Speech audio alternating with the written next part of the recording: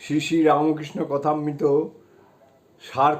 যে chapter circus রঙ্গালয়ে গৃহস্থের ও অন্যান্য কর্মীদের কঠিন সমস্যা ও শ্রী রামকৃষ্ণ, এটাই শেষ পরিচ্ছেদ, চতুর্থ পরিচ্ছেদ।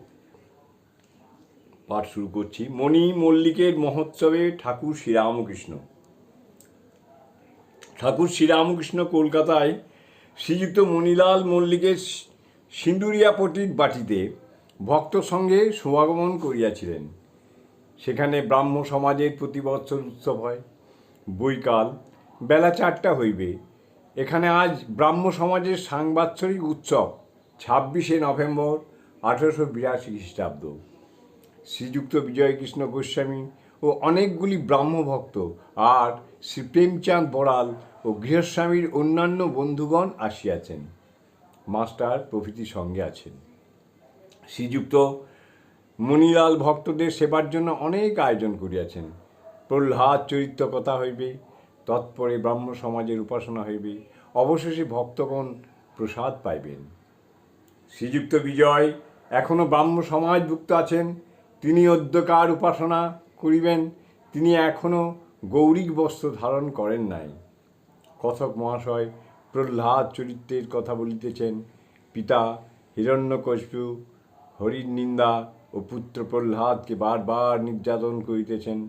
প্রহ্লাদ করজোড়ে হরির নিকট প্রার্থনা করিতেছেন আর বলিতেছেন, হে হরি, পিতাকে সুমতি দাও।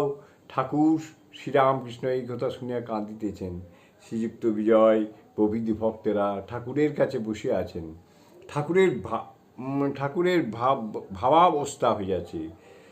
শ্রী বিজয় গোস্বামী প্রভৃতি ব্রাহ্মভক্তদিগের উপদেশ, ঈশ্বর দর্শন ও আদেশ প্রাপ্তি, তবে লোকশিক্ষা। কিয়ৎক্ষণ পরে বিজয়াদি ভক্তদিগকে বলিতেছেন, ভক্তি সার। তার নাম গুণকীর্তন সর্বদা করতে করতে ভক্তি লাভ হয়। ঈশ্বরের নাম গুণকীর্তন সর্বদা করতে করতে তবেই ভক্তি লাভ হয়। আহা, শিবনাথের কি ভক্তি, যেন রসে ফেলা ছানা বড়া। এরকম মনে করা ভালো নয় যে আমার ধর্মই ঠিক আর অন্য সকলের ধর্ম ভুল। সব পথ দিয়েই তাকে পাওয়া যায়, আন্তরিক ব্যাকুলতা থাকলেই হলো।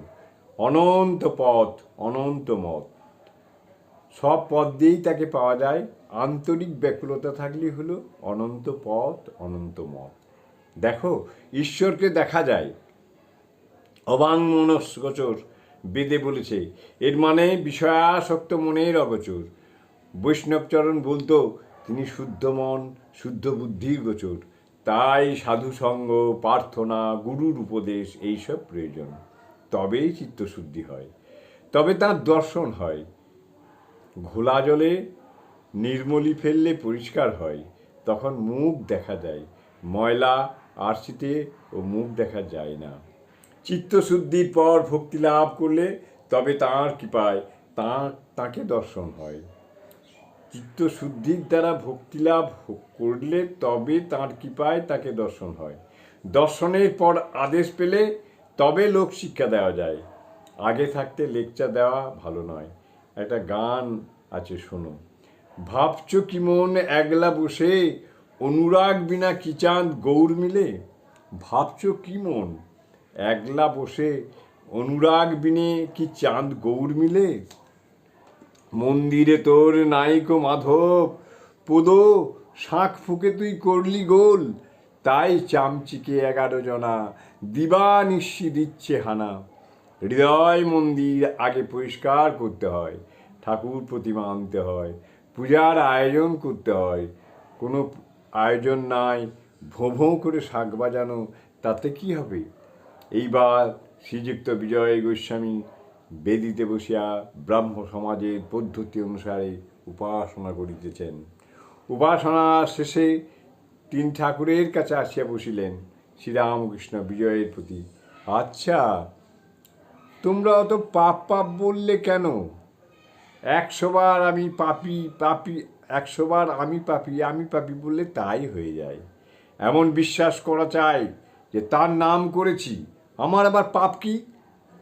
তিনি আমাদের বাপ মা, তাকে বলো যে পাপ করেছি আর কখনো করব না, আর তার নাম করো, তার নামে সকল দেহ মন পবিত্র হবে। তার নাম করলেই, তার নামেই সকলে দেহ মন পবিত্র করো, জিহ্বাকে পবিত্র করো। জয় ঠাকুর, জয় ঠাকুর।